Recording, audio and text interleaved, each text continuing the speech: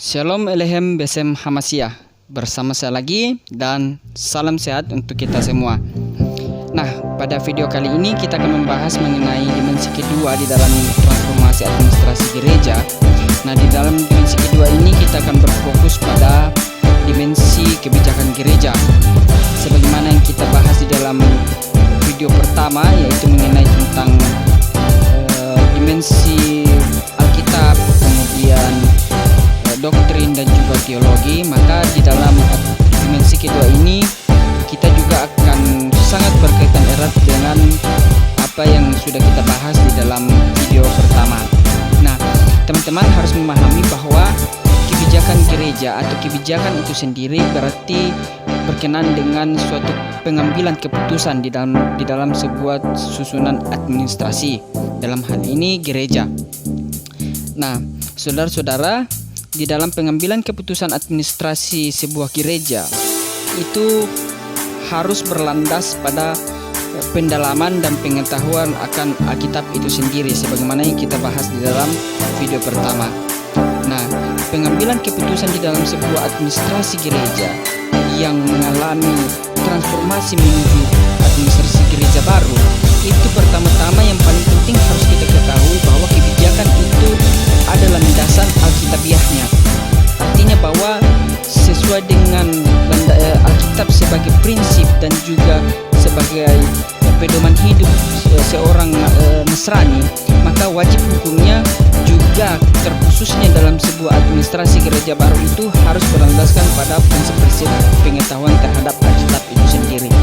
Nah, melalui pendalaman Alkitab itu juga kemudian gereja harus mampu berteologi, dalam arti mendidik umat-umat di dalam proses penata layanan gereja itu sendiri terhadap pemahaman kepada Alkitab, sebagaimana tujuan dan tugas panggilan gereja itu sendiri.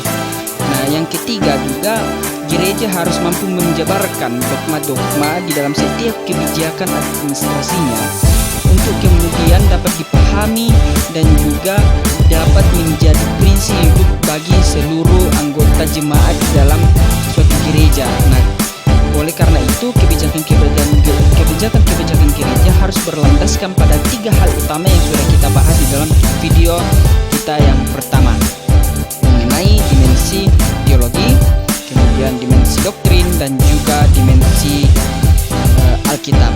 Nah, di dalam kebijakan gereja ini juga harus ada 2 hal yang perlu kita ketahui dalam pengambilan keputusan sebuah kebijakan di dalam gereja. Pertama, yaitu kebijakan yang diambil atas otoritas fungsional dan juga ada otoritas kedudukan atau posisi.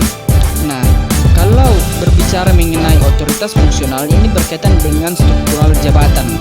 Nah, di dalam sebuah administrasi gereja, struktural jabatan tertinggi itu dipegang oleh ketua majelis gereja, kemudian ada sekretaris majelis dan lain sebagainya.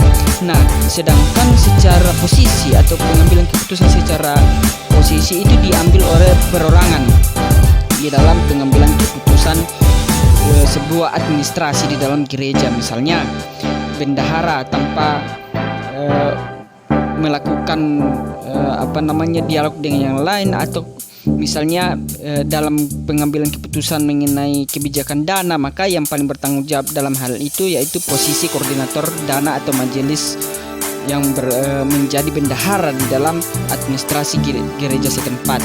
Nah, sedangkan secara fungsional itu berarti secara keseluruhan jabatan itu melakukan sebuah diskusi bersama atau bisa dikatakan rapat bersama dalam menentukan kebijakan-kebijakan gereja secara lebih luas.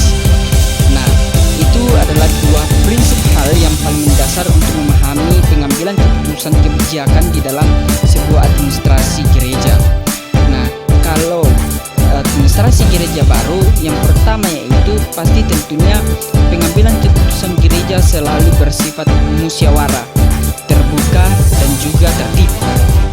Yang kedua yaitu di dalam administrasi gereja baru, tentu dalam pengambilan keputusan itu bersifat mendidik, kemudian juga bertanggung jawab dan tidak bersifat otoriter dalam artian mementingkan kepentingan kelompok atau diri sendiri.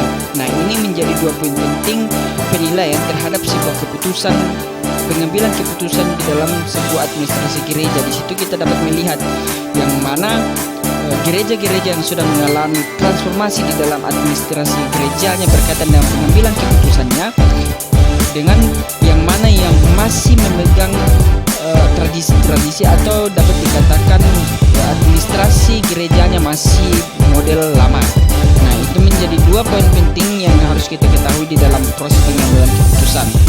Nah, sekian di dalam video kita ini dalam pembahasan mengenai dimensi pengambilan keputusan di dalam kebijakan gereja. Nah, jangan lupa kita akan masih membahas beberapa dimensi kedepannya lagi untuk menjelaskan secara lebih jelas tentang administrasi gereja baru. Nah, sekian teman-teman, selalu jaga kesehatan. Tuhan Yesus memberkati. Shalom.